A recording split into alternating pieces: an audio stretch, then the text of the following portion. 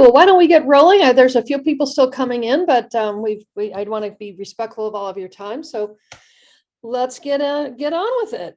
So first, I just want to introduce myself. I'm Marilyn Wilson. I'm the managing partner of the WAV Group and the president of RE Technology. And I've probably met or seen or talked to some of you, hopefully along the way. And I've been in this business for a long, long time, but I really come to it from strategic planning and new business development from the corporate side of life. So I kind of always look at this as, how do we create a better industry and one that really better serves our customers, right? So our customers being our agents, our brokers, the people that actually buy and sell real estate, that rent real estate, et cetera, et cetera. So we always try to, bring that perspective because frankly, we all have to think about what they need, right? If we're gonna do well. So got a whole bunch of different topics for you today. And as always, feel free to drop a question into the chat or into the Q&A because we would love to, answer anything that you've got or delve deeper into a conversation. This will be recorded. And so those of you that have subscribed as associations and MLSs, we're happy to give you a copy if you need that. And, feel free to invite others to the upcoming ones because the more the merrier. So I'm going to just start here. And, I think we're all kind of feeling this right now, right? We're not feeling too worried, but we're a little like we're sensing things are slowing down a little bit. Obviously, we're seeing crazy things with inflation, and with gas prices. Where I live, I think it's the most expensive county in the country for gas. It's $7.29 a gallon right now, a little crazy. So those things tend to give us all a little bit of pause of like, wow, where is this market going?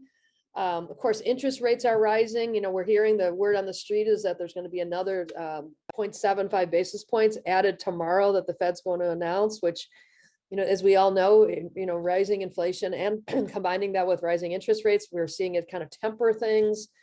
And I was talking to someone interested about this, and they said that was trying to buy a home, and they said, it's not really that the interest rate is bad, because for those who've been around for a while, we know 5% or 6% is not bad. We've been in those days when it was a heck of a lot more than that, right? But what it's doing is that as the price, it's taking the price of the house up where they might have already been stretching a little bit, and you take that extra interest and it just pushes them out of the marketplace, right? So we're all seeing this, and as we all know, uncertainty is a little scary, but it also creates opportunities, right? Real estate does this. We all know that there's cycles, right? So we all have to start thinking about what does that new cycle potentially look like? How long do we think we might have until we hit that new cycle? And importantly, how do we take advantage of that new cycle, right? There's going to be people that are going to win in whatever the new market looks like, just as there's been many that have won in the current marketplace. So that's a lot of what we're talking about at WAV Group right now is kind of, scenario planning of, let's think about what it might look like. And I think what's interesting this time is that we've never really seen this combination of economic factors before, with high inflation and low unemployment and high interest rates and gas prices that are crazy, which is taking up the price of everything. I mean, it's a weird combination, right? But it's important that we, don't get worried by it, but really embrace it and say, how can we win by it? And that's really what we've been doing a lot in the strategic planning, especially we've been doing recently. So, just a couple of things that, and this isn't really news, but it's just kind of struck me. We've been hearing a lot about this from consumers and research we've been doing lately. And, this is not surprising to any of you. I know you've probably seen this. This is a Redfin stat from Q4 that said in Q4, the investor market actually purchased about 18% of the market. I'm hearing in some markets, it's as much as 30 or even 35% of the market. And that, of course, has some changes. The other thing is I'm not sure if all of you know this, but I'm the chair of advocacy for a group called the National Small Business Association. And it's the oldest and largest, not real estate, all small businesses. By the way, in real estate, about 80 to 85% of our companies are considered small businesses. Right? So it's very much included in that group. And we're starting to hear rumblings in Washington about potentially trying to legislate some of this. Legislate, why is this too much? Is it ruining the American dream? Like all these kinds of crazy things that we're hearing. And I've also heard, even our own advocacy groups consider what we should or shouldn't do about this. And lots of different points of view. This would be a good discussion for you guys to have afterward with your groups, to figure out if there is anything we should be doing, because some brokerages are doing great with this market model, some aren't. Is that our job to orchestrate how businesses work, right? All those kinds of questions, but it's nonetheless something that is, as you can see, continuing to increase as the market goes down. If prices go down, will it heighten the issues with that potentially? It'll be interesting to see how it plays out. So here's one that we just did this research, we just got it off the press literally over the weekend. So it's brand new data and you're the first to see it. But we really wanted to better understand from consumers' perspective what is happening with commissions. We're all aware that there's lawsuits where there's people that are professing that because there was a lack of awareness of the buyer broker compensation, that they were somehow paying more than they needed to for real estate, or that there was no transparency about the fact that buying agents and selling agents share commission. All of it. We've all heard these stories, I'm sure. If you haven't, let me know, and I'd be happy to fill you in on a bunch of articles. So we've reached out to consumers that have purchased homes that are not necessarily just more recently, but that have purchased in general, and we wanted to just get a sense from them, like, where are we with this commission issue? And it was very interesting what we're learning. So I wanted to share some of that with you. Again, you're probably all aware of, this was the one in Missouri that's happening. It's a very scary lawsuit because if in fact it would come to fruition as it's currently projected, it would require a payback of $1 billion in commissions over the past 8 years just in that one state. If you multiply that by the number of states, that's a lot of money. And frankly, if this did happen, it could take down, and probably would take down, some brokerages, depending on if they really had to pay all of this money back. I've had broker friends of mine calculate, like they've all calculated the number. One of them told me it would cost me $80 million. Another one said it would cost me $550 million. And they were all like, we're thinking we're going to sell cars. They were all thinking about their next phase because it's scary, scary stuff. So we thought it was worth tapping into consumers and asking them, is this an isolated situation? Do all consumers feel this way? And we found some very interesting, but I would say mixed results. So we wanted to know, what do they really understand about this? And what do they really want to know about commissions? So we asked a bunch of questions, and I'm just going to give you a snippet of the study today. We're going to be publishing it. But one of the first questions we wanted to ask, which is such a basic one, but we wanted to understand, do people know that real estate agents are not paid a salary? They're commission-only salespeople, right? And you can see the results. 68% said yes. So the overwhelming majority of people understand that. But there's another quarter of people that don't. And we actually saw in some of the open ends, they're like, they get paid too much. Why are they getting all that commission plus their salary? People don't understand how it works. That for some reason, people believe that real estate agents are all, super wealthy. And, one of my suppositions about that, I think one of the things that we could do differently in real estate is we tend to talk about the total transaction volume that someone has sold. Oh, they've sold $50 million in houses. Well, yes, they've transacted houses that are worth $50 million, but they didn't make $50 million, right? They made one very much smaller percentage of that. So I think sometimes the uneducated ear is like, wow, they made $50 million. That person's really wealthy, right? It's like, no, they're really not. And the brokerage is less wealthy, right? But there's a perception out there sometimes, I think, with consumers. And so this was an interesting question. These were all buyers, right? We didn't talk to sellers, just to buyers. So we asked them, do you know the percentage of the purchase price that was paid as commission on the home you purchased? And you can see they're all over the map. And you can see a good chunk of them don't know, right? So there is some truth that there isn't as much awareness. But this was the interesting thing we've learned. Some people don't care about having awareness. Some people do, and you'll see that in a second. But I'm going to show you some of the open ends, or tell you about the open ends. It's very interesting. And it's like, as you're thinking about this, think about, the stockbroker that you work with when you purchase a big, you purchase an appliance, you purchase an automobile, things like that. Many of which are commission salespeople, right? Think about what you know about their commission and how you feel about it, whether you would want to know or not, right? Because that's kind of what this is looking at. So we asked the question, did you discuss a specific commission being offered to your agent before you submitted an offer on your home? About a half of them had, which is interesting. Another 40% had no, and then some really didn't remember. So there is discussion happening with agents and their clients about this. Maybe not, it's clearly not all of them, or at least the perception from consumers is not all of them, but a good chunk of people are talking about it. And then we asked them, how important do you believe is it to be told the percentage of the commission being paid to your agent on the home you purchase? So 74% thought it was extremely important. Okay, so there is interest in understanding what that number looks like, but there's still some that don't, right? And if you look at the number of people that were told, the 56 versus the 74 that want it, there's probably some opportunities for us to do a better job of educating this. Now, I've heard that in some states, in the purchase agreement, it actually articulates the commission, but it actually articulates the breakout of the commission. I don't know how many states do that, but I thought that was an interesting way to, to educate folks here. And then we asked them, do you know who paid the commission? So was it the seller, the homeowner? Was it you as the buyer? Was it both of you?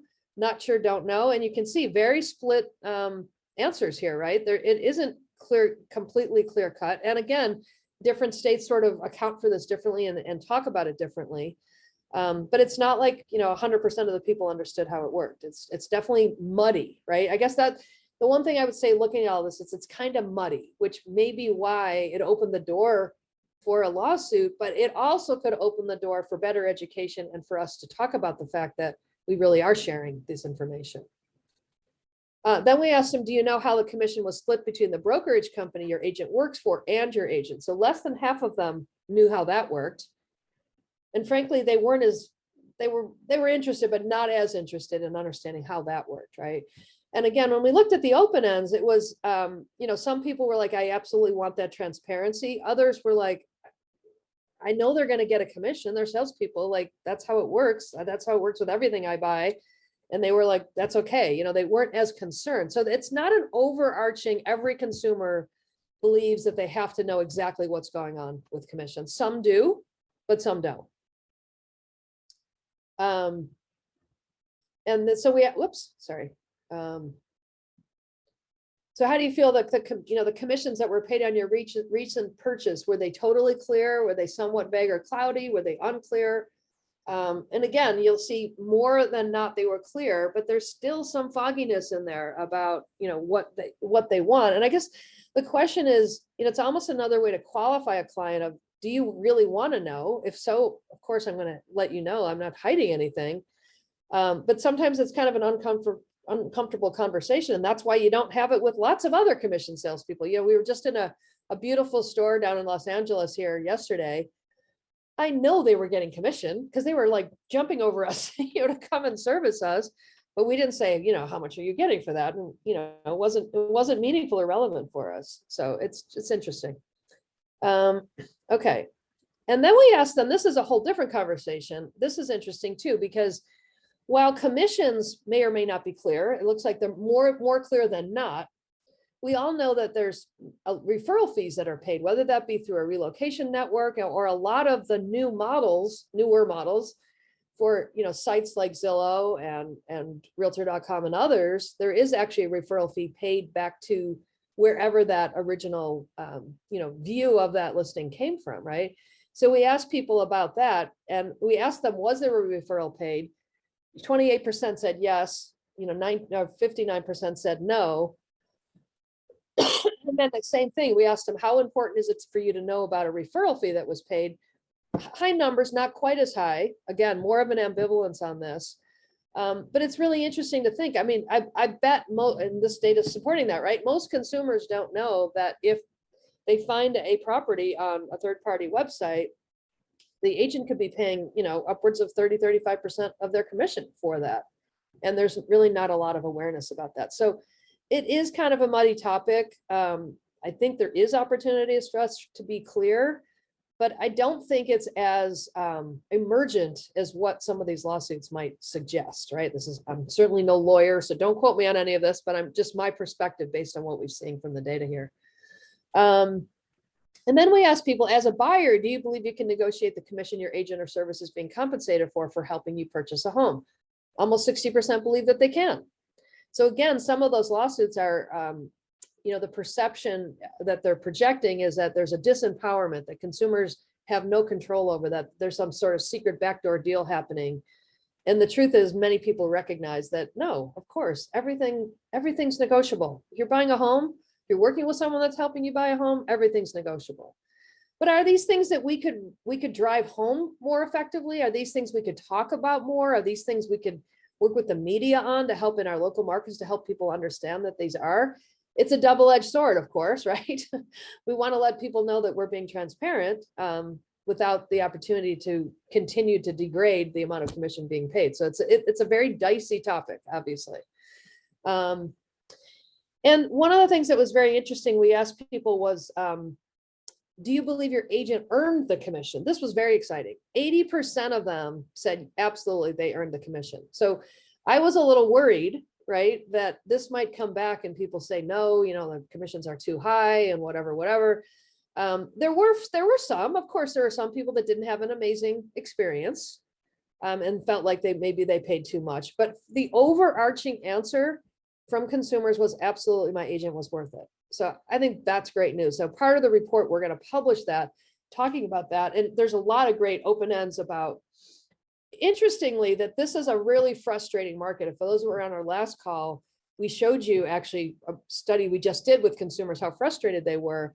But at some level, the difficulty of this market is actually creating more credibility for agents, because it's true, they're working harder, right? It's not easy to be able to purchase a home in this market, and especially in the place that the person wants, at the price point they want, et cetera, et cetera. So that was very encouraging. And I have to tell you, the New York Times, we've been working with the New York Times on studies, and this was one, they asked us to work on. When I told them that data, that everybody really likes their agent, they were like, we don't want that study. Journalists like the drama, they like the negativity. So I was like, if the worst thing that happens is we don't get it there, but we can tell the industry, I'm good with that. It's kind of funny. Anyway, so more to come on that. Like I say, we just published it. We're going to be digesting some things. One of the things that we did see, and this is kind of logical, is that the higher price point homes, people that bought higher price point homes, tend to be more interested in understanding the transparency on their the commission, and of course more interested in potentially negotiating that, because of course when you get to homes that are $1 million, $2 million, $3 million, the commission can be pretty significant. So we'll be pulling some of that data too, to help people understand that different price points might have a little bit different perspective on things. So yeah, anybody have any questions on that? No? Okay, well, I will continue. If you do, feel free to throw them up in the chat for me. Okay, so we're going to switch topics now. I think many of you know this, but I'll just let you know. We work very closely with a lot of brokerages around the country. And one of the things we really pride ourselves on is bringing the brokerage perspective and the organized real estate perspective together, so that we can solve problems together and be, clearly on the same team, right? So we work with the leading real estate companies of the world. We work with the Realty Alliance, and we actually administer a new program called the Broker Resource Network.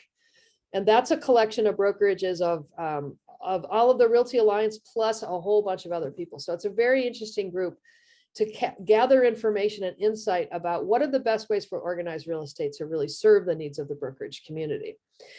So over the last several months, we've been working with them, and we've collected a variety of MLS policies. Some are best practices, none of which unfortunately made it to the MLS policy session this past month at NAR. But I wanted to share them with you, because I think some of these are things you don't even need policy for. You could just be proactive and do them yourselves if you see fit. And again, if you have any questions about where these came from or the impetus, or if you'd like to talk to brokers specifically about it, we're happy to connect the dots for you on that. So one of the first things that they talked about, and we've seen this personally in WAV Group too, is that, as you are well aware, there are many MLS policy issues that have been in place for a long time. And there are clearly defined types of data feeds that can be available for brokerages to enable all different kinds of features on their websites, or back office investigations or evaluations and things like that. There's also a requirement for approvals of data approvals to happen within 3 days.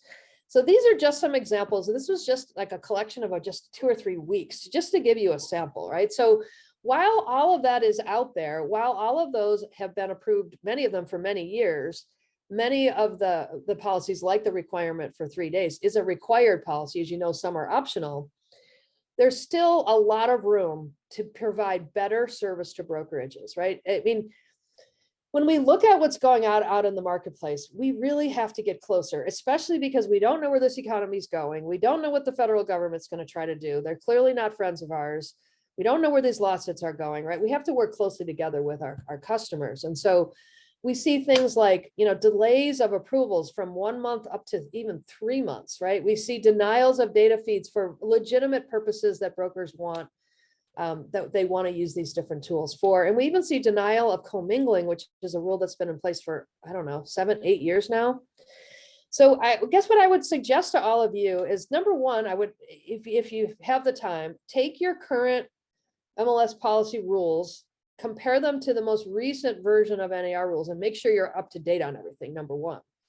But then secondly, look at the processes, right? So really, with a broker that's in good standing, it should be more, let's start with yes and we go to no for some reason. Some MLSs and associations start with no and sometimes don't go beyond no, or sometimes delay a decision for months and months. So what does that do? That weakens our relationship with brokerages, right? They're like, you guys don't care. I contribute this data along with all my other broker and agent client, peers around the marketplace. And then when I try to use it to do something that I believe is important for my business, you fight me on it. And they feel like we're, kind of keeping control over it, if you will, right? So the data approval, especially, if you have a process that requires a monthly IDX approval meeting, your process isn't working, because 3 days and 30 days are not the same, right? So if there's ways to, to sort of pre-vet, if a broker's in good standing, if no one's ever proven, or you've never, nobody's ever reported that they've done anything nefarious, you really have to follow those 3-day requirements. Because what happens is, let's say, for example, in fact, I was just talking to one, a brokerage is, launching a new website, and they're really excited about it, and they believe it's going to, help generate more engagement for their brand or more leads for their agents or whatever.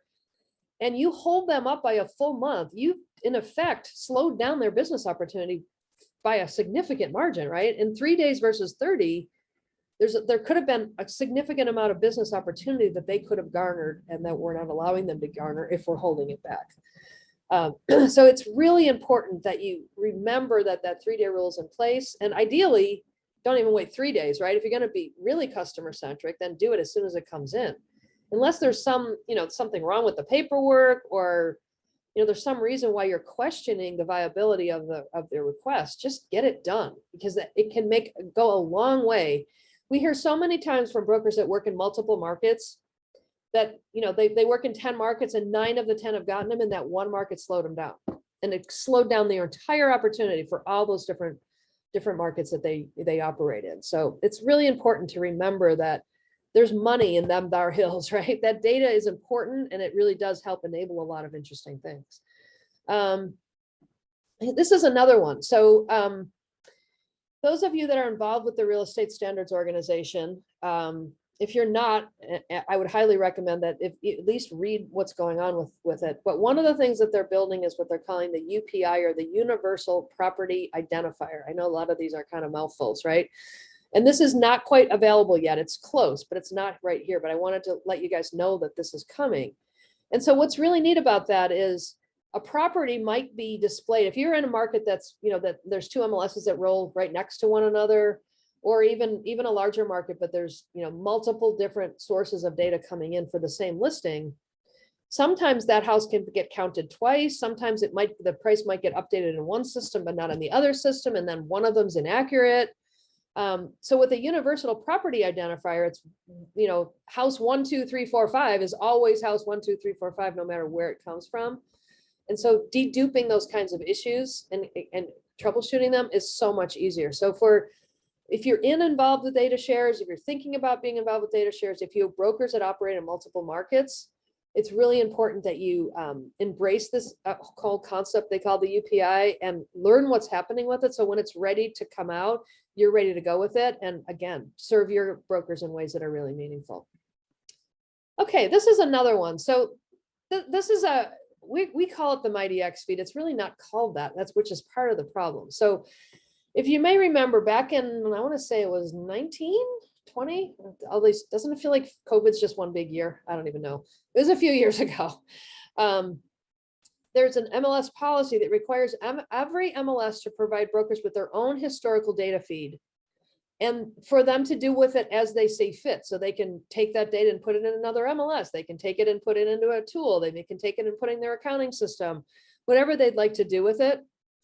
But this policy never rolled out like as a specific with one name, like IDX is clear, right? Everybody calls it IDX. This one's never quite had that.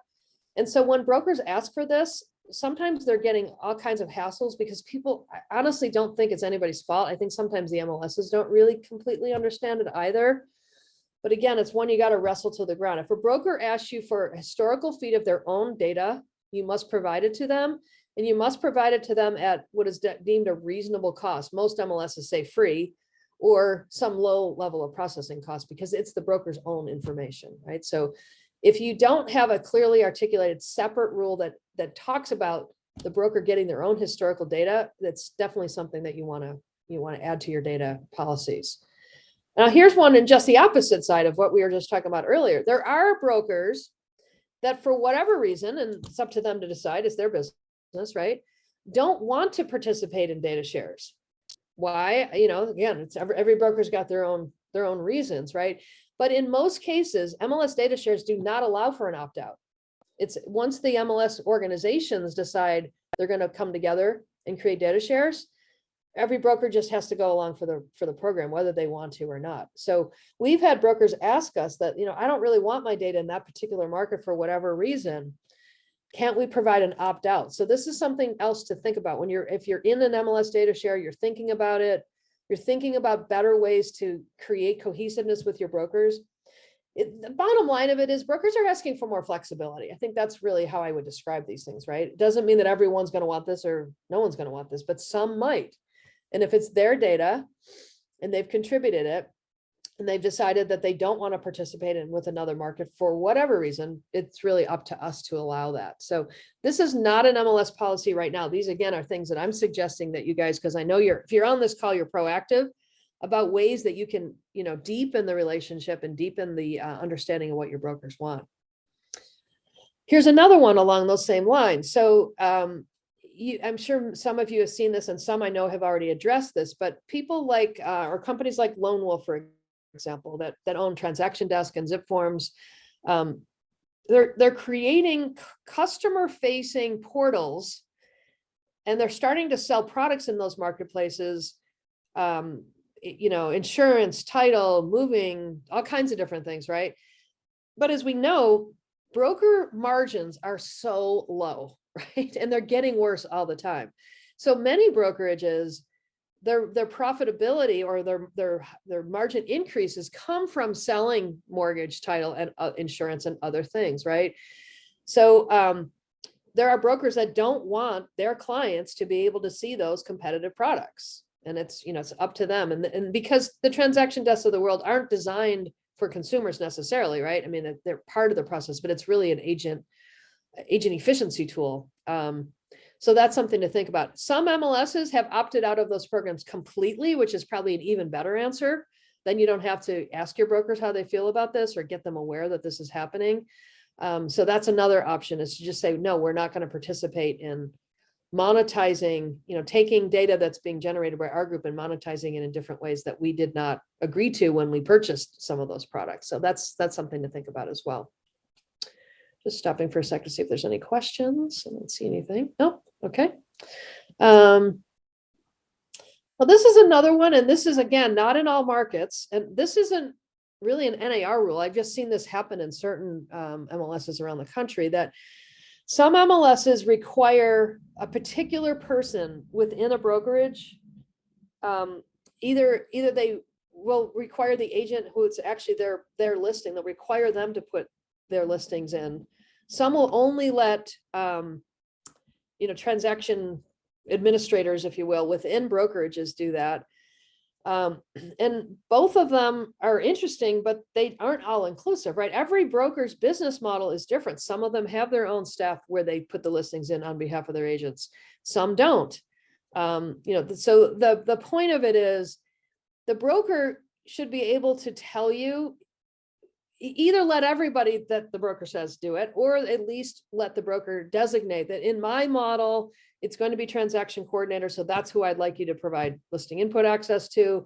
In my model, it's agents. I want them to, whatever the answer is, but we can't orchestrate how that business is done because it potentially can be perceived as anti-competitive, right? So if let's say we said it's only for people that have transaction people, what if I'm a small broker, I don't have that?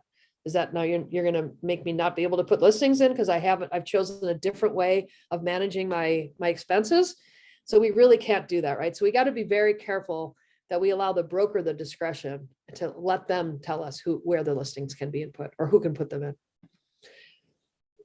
Here's another one, and this isn't really policy, but it's still a very important one. So, and I don't know, hopefully you haven't had any of this angst in your market, but it happens in many markets that we've worked in, unfortunately, around the country, where there's misinformation and mistrust at some level about the depth of financial resources, revenue shares, non-dues revenue, et cetera, that associations and MLSs are gathering. And fortunately or unfortunately, it always seems like people think that associations and MLSs are bigger and better and have more money in the bank than they do. Some do have significant amount of money in the bank.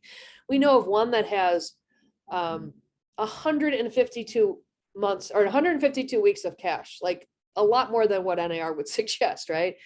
But that information leads to mistrust. It leads to breakdowns. It leads to, some of the gripe list and all those crazy things that we've heard about, over the years. And really, when it's a member-driven organization, it seems like it wouldn't be terrible to actually provide financial transparency. So a financial report, cash reserves. I know many of you, if you're not-for-profits, you have to file your Form 990s, and these are already, already public knowledge, but they're not necessarily shared. You can go on the IRS website and see them. They're not necessarily shared as sort of a matter of fact or as a best practice with members. So it could be one way to show that, the organization is financially viable, but it's not as viable as you think. Or if it is, super profitable, which is awesome, maybe that can lead to a dialogue about what should we do with that? Should we keep it for a rainy day? Should we distribute it? What should we do with that, right? And then there's also perceptions, and some of these, frankly, are way outdated and frankly never really happened in the first place. But I can't tell you the number of times when I look at customer satisfaction surveys from MLSs, there'll be at least 4 or 5 in every survey from any market I've ever looked at that says, why are we giving our data to Zillow? Why are we giving it to these people? And then they're charging us money back, right? There's this perception that somehow the MLS is making this money by rolling up data and then sending it to other people.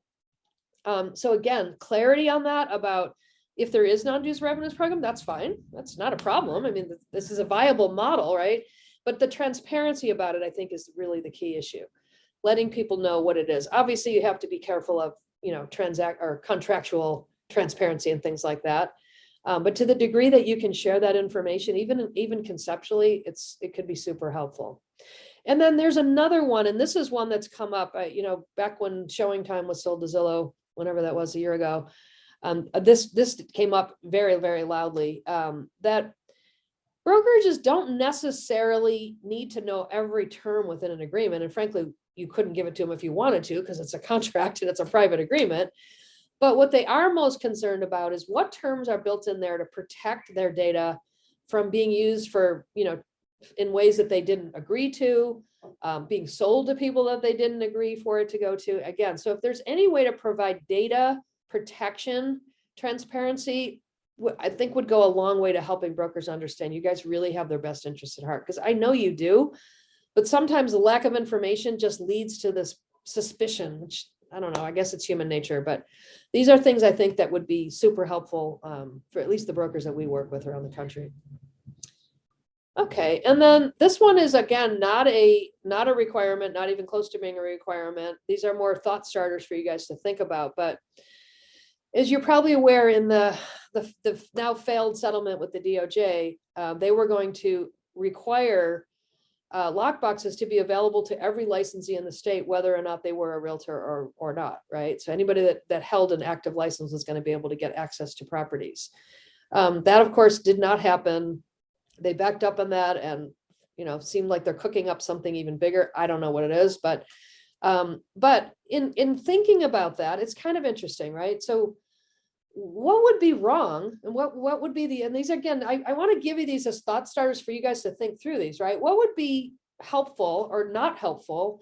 And what if there was reciprocal access of lockboxes across all the markets in the state where everyone's licensed, right? So realtors or not, but particularly realtors, since that's what we're talking about, right? Because what I see sometimes is, and I would call it dysfunctional behavior, where two contiguous markets choose different lockbox solutions on purpose. They don't provide reciprocal access to a market where there is overlap, where brokers operate in both of them. And it again comes off, whether it's intended or not, it kind of comes off as either you're trying to force me to join an additional group. Worst case, it looks like anti-competitive, right? So in a world where the government especially, and of course, a lot of attorneys are looking very closely at us with a lot of scrutiny about anything that they can craft up to be considered anti-competitive behavior, this is an area where we really have to be careful, right? If there's, well, why can't I sell them that, it's 20 miles away. Why can't I go over there? Oh, because you didn't join another group. We have to, we're charging you to become part of that. And then of course, there's some logistical issues too, in terms of, 1-day codes and all those things, which the lockbox companies are really working through for the most part.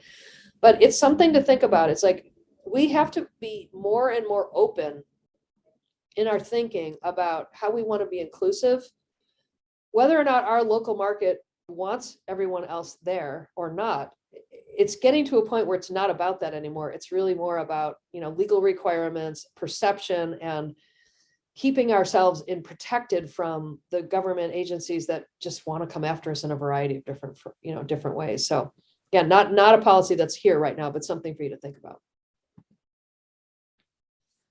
Okay, and then this gets a little tougher. So I put this last because it's a little harder to swallow, but it's important, right? So I've shown you a variety of different places, especially in the beginning, how there are MLSs and associations today that are not fulfilling the requirements of required MLS policy as defined by NAR and by the the rules that people follow, right?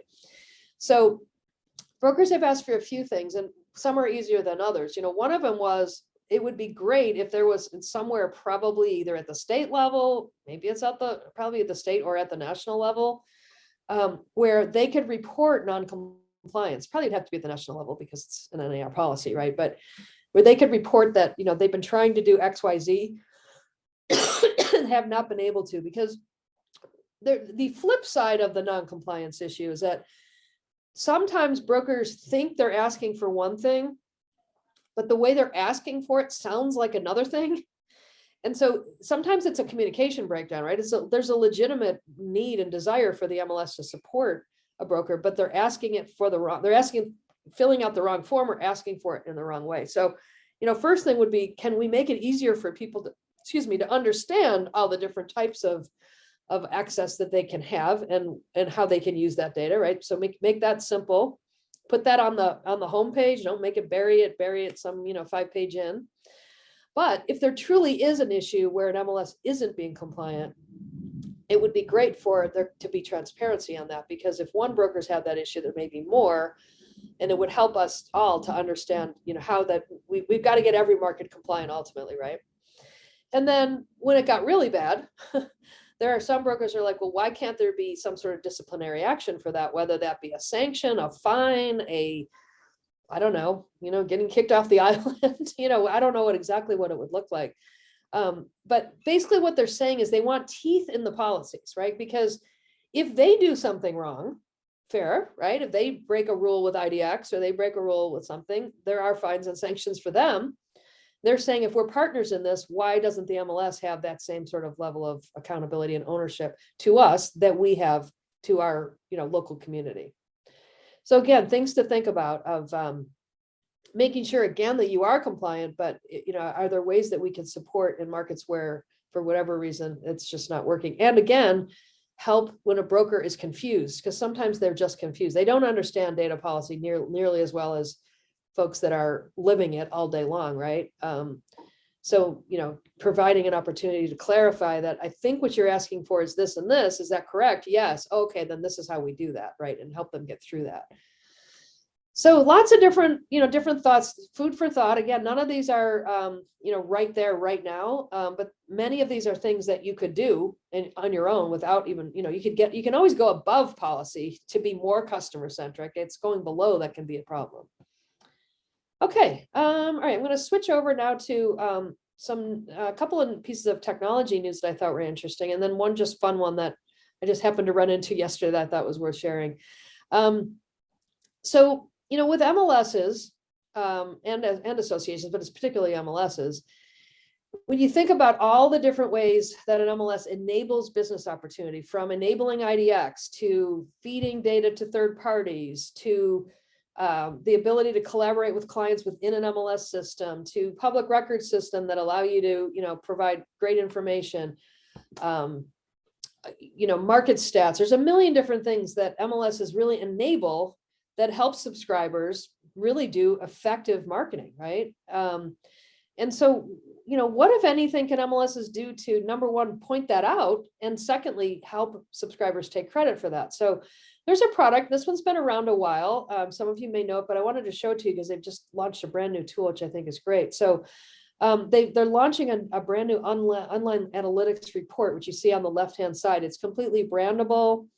And it's giving really great information about, this is for a particular property, what's the price point, where have leads come from, all different kinds of information. That's great. And these can be automatically sent to your seller, right? So it can be a great way to give them a weekly update on all the different things that are happening with properties. It's a really nice program. And again, it rolls up information, listing exposure and lead and inquiries from all those different places, from MLS systems, third parties, IDX. If the MLS has their own public facing website, if they have their own mobile app like a Home Snap, all of that gets incorporated. It's a really neat system. And right now it doesn't cost anything. It's pretty neat. And then there's also ways to take that same tool. So this one I showed you was an individual listing, right? This can be done at the broker level, but this is an example where it's done at the entire MLS level. So this is just 1 week from one MLS. And look at these great numbers. Wouldn't it be great to be able to share with your customers that you got them almost 1 million views on their listings, that you got them over 1,000 leads in 1 week, that you are able to encourage people to engage deeper by, sharing properties, favoriting properties and things like that, right? So this all comes with that program and super easy to share. And it's again, when we think about, we don't know what's going to happen. What if we have to have more discretionary decisions? Like what if associations and MLSs get separated, for example, right? And and they get untied, as the federal government keeps talking about. We have to make sure that every single program that we offer is really getting promoted effectively, and we're driving home the value of the fact that every MLS and every association in the country at some level wants to help their agents and their brokers succeed, right? So these tools are great ways, simple, again, this one's actually free. Great ways. You can just take this little report, grab a screenshot, write a quick article and send it out once a week and show people over and over and over again all of the great activity that you're generating on their behalf. And that frankly, they're doing as a group, right?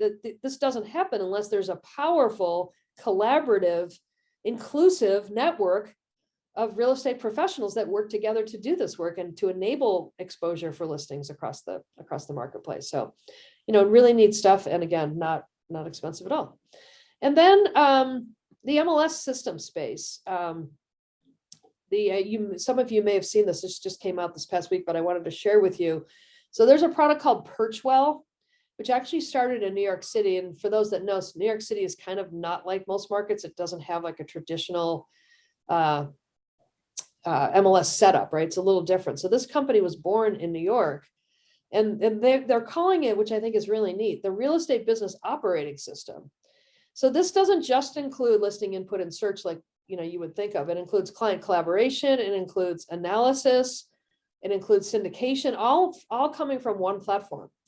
The UI of it looks very modern because it's just been really, been built. So it's a really interesting platform. And the California Regional, the largest MLS in the country, invested in this group several months ago and just announced that they're going to actually be launching this platform for their customers in 2023. So California Regional is interesting. They already promote 3 different solutions. So this will be their 4th. But we're hearing a lot, and this was some talk about this at NAR too a few weeks ago, that there's still concern about MLSs are kind of beholden to companies that are rolling up these brands. CoreLogic got bought by Stone Point. We've talked about this in past sessions. Black Knights, a lot of them are getting rolled up into other businesses. And so I think MLSs are kind of trying to claim back some of their independence. But importantly, they're also trying to innovate, right? Because no matter what you do with an MLS system today, there's something about it that's not completely current, because many of them were engineered 20, 25, longer than that, right? Years ago. So they're not completely current. So here's a brand new one. So something for you to, for due diligence, it's always good to take a look around at least every couple years, even if you have no intention of leaving your current MLS vendor, just to see what's happening out there, right? To maybe hold them accountable for a feature you saw in another system you think is really neat. Or if you see something that really gets your attention, then, maybe you go the full boat and you actually do a full vendor search. But I wanted you to see that. And then I want to finish with one that's just kind of fun. What time is it? Oh, good. We're in good shape. Oh, actually, no, I've got one more thing I forgot. So I also wanted to talk about strategic planning. When we look at this world of uncertainty, which we're in right now, again, I guess we're always in it, but it seems more uncertain right now with all these different variables in the economy that are changing so quickly. I wanted to just kind of walk you through, because I think some of you might know, but we do a lot of strategic planning, and we've reinvented our processes along the way and have, recently, to really help us, not in a negative way, but to really think critically about all the different things that can affect us and that potentially can weaken us, right? And or provide opportunities to be stronger. And so in our strategic planning, we do a lot of both of those things. So I wanted to just show you some sort of best practices. Let me grab a cup of water here real quick, sorry. So the first thing that's absolutely critical is when you come into a meeting of any kind of strategic sort, but particularly if you're talking about, a 2 or 3 year plan, you really have to set the stage that people are open-minded. They're willing to, take a risk and say something that they may not think is popular with the other group. They're willing to take a crazy analogy from another industry and bring it to it, right? But that you create an environment, a sort of a safe environment where people feel comfortable really coming up with innovative ideas. And I've seen just in the last few months, I've seen some amazing ideas come out of people's heads when we put them in an environment where they feel comfortable and where they feel like, they can really be completely transparent and completely honest, right? If you get into a meeting and it's all kind of politically correct, not that we're trying to be not politically correct, I don't mean that, but in the sense of, people are conservative, they're not really sharing new ideas, they're kind of saying, what we do now works, let's just stay with it. That kind of mindset's going to get you in trouble, because there's tons of great opportunities. There's lots of smart people that lead on leadership that can bring you great ideas about how to make your organization stronger, but you kind of got to set the stage first, right? So that's one of the things we spend a lot of time on, is just getting people in the sort of the right headspace.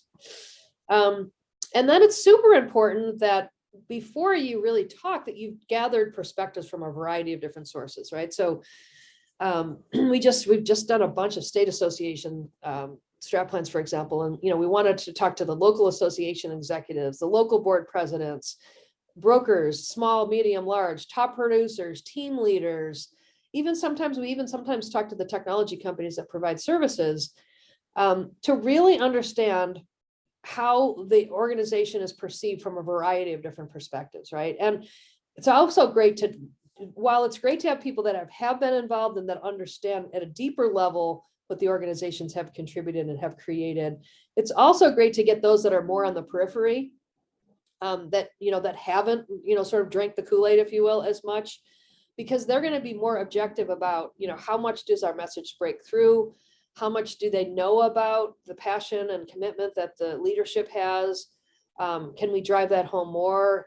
How much do they really understand or embrace the advocacy efforts that are done, which are significant, right? And can save people time, money, energy, work, and create opportunities. And do they understand all that, right? So you got to really talk, and again, in an open-minded way. It's easy for me to do it because I'm not, I didn't build the policy, right? I'm objective to it. I can hear the good, bad, and the ugly, and frankly, want to hear the good, bad, and the ugly, because frankly, sometimes the challenges are where the innovation comes from, right? So it's super important that you do that.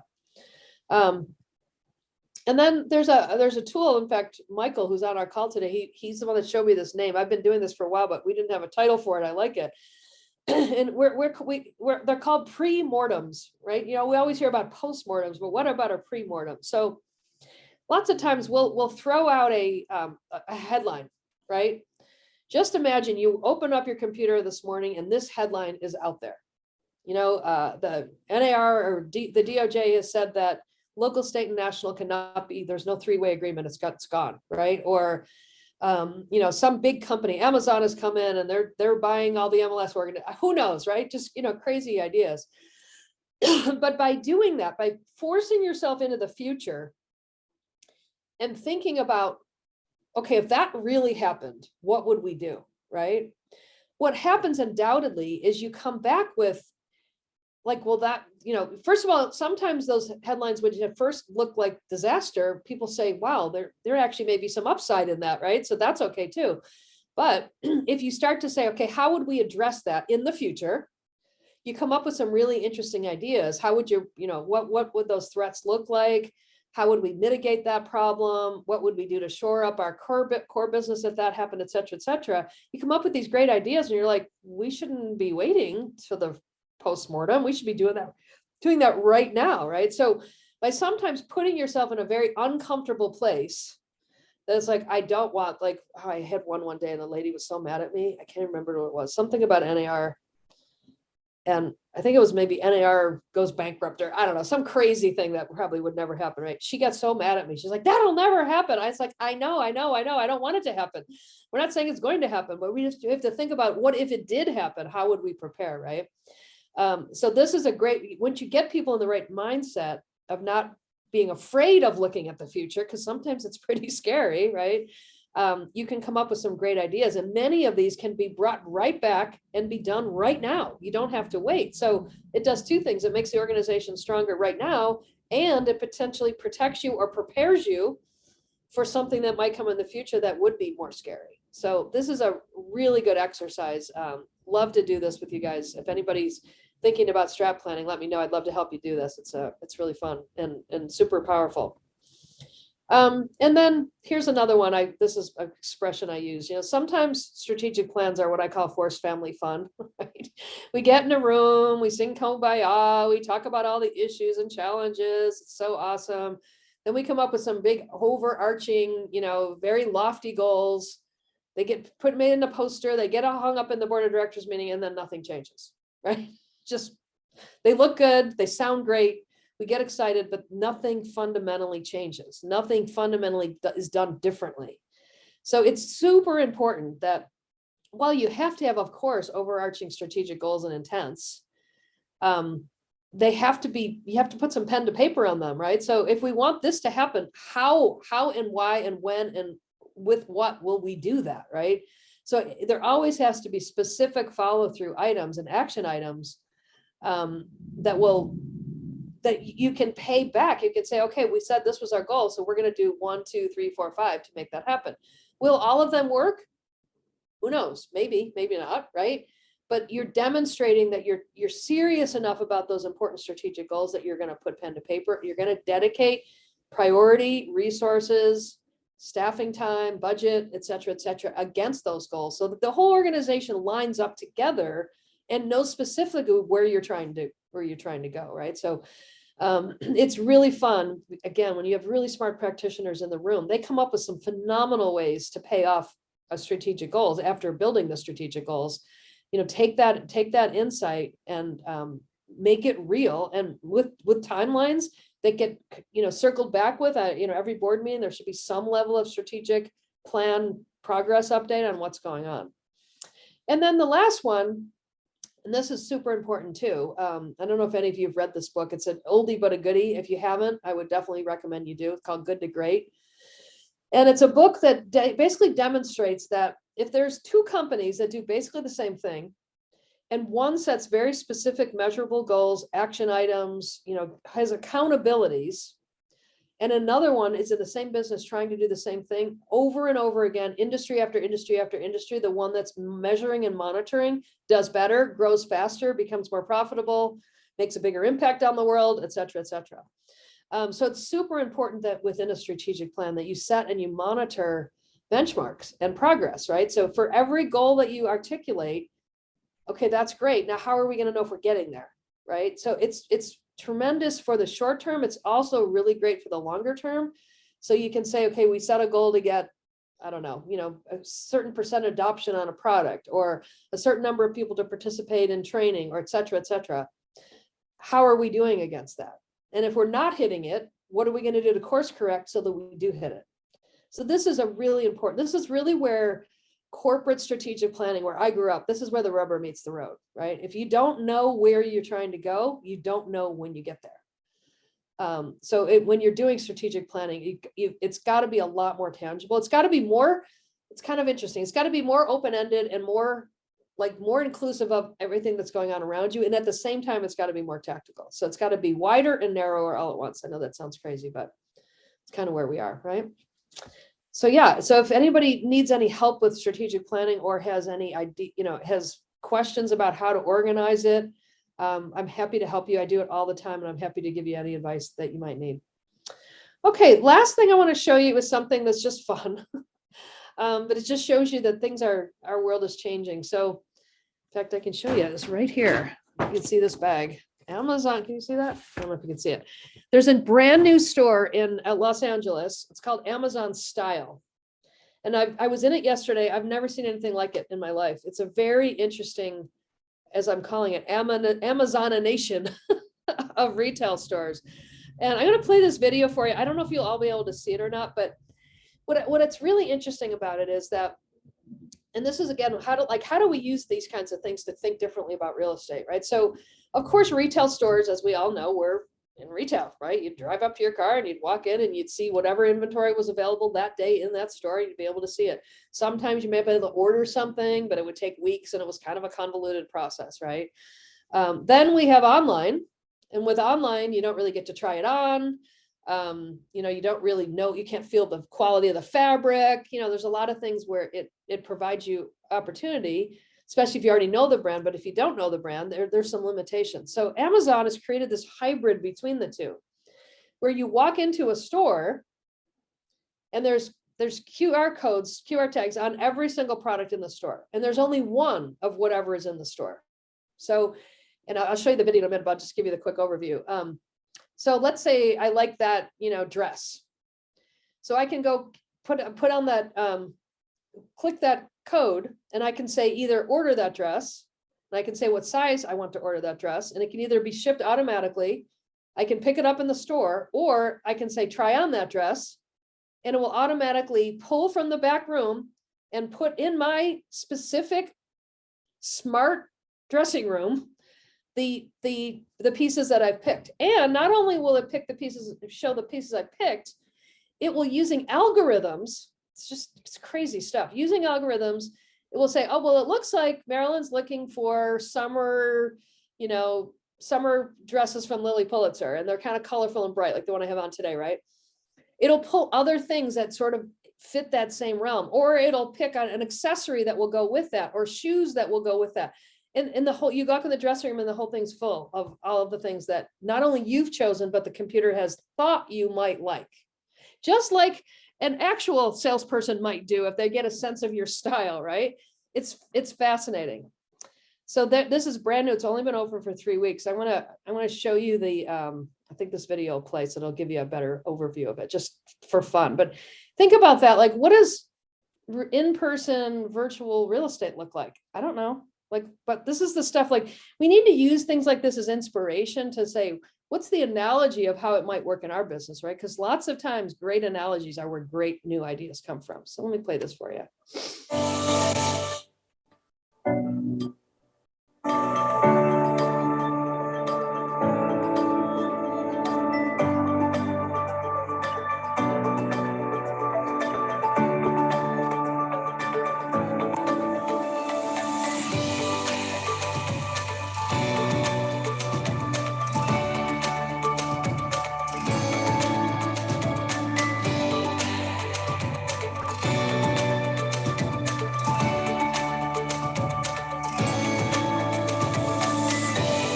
Oh, sorry about that. I guess it's not broadcasting. Actually, I'm gonna try one more thing real quick for those who want to hold on one sec.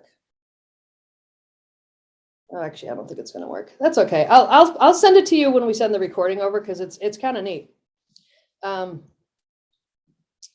So with that, I guess that's our day for this. I did want to invite you over to our next Waves of Change is October 11th. So we will by then have gone through another convention season with RESO and the Council of MLS meetings and things like that. So we'll hopefully have some news about what's going on next with the marketplace. So with that, does anybody have any questions for me?